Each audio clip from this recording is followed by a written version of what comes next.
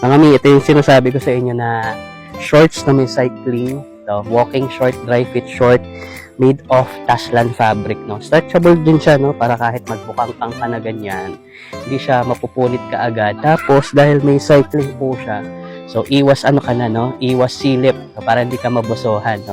So, yun yung maganda sa kanya. Tapos, tingnan mo naman yung kulay, ang ganda. Ang dami pang magagandang kulay po dyan. For reference, itong chinek out ko, 3XL ito for 68 kilograms. Ako po ay 65 kilograms. Ayoko kasi nung sobrang maikling short. So, okay lang siya sa akin. Tamang-tama lang siya sa akin, no? Tapos, tignan mo yung kanyang bulsa. May zipper pa. Okay? May zipper po yung kanyang bulsa. Tapos, dito mga mi, pwede mong i-insert yung iyong face towel dito sa part na to. Diba? Ang saya niya gamitin kasi, yun nga, Taslan fabric, manipis, pero matibay. Quick dry, pagpawisan, labahan, mabilis po siyang matutuyo.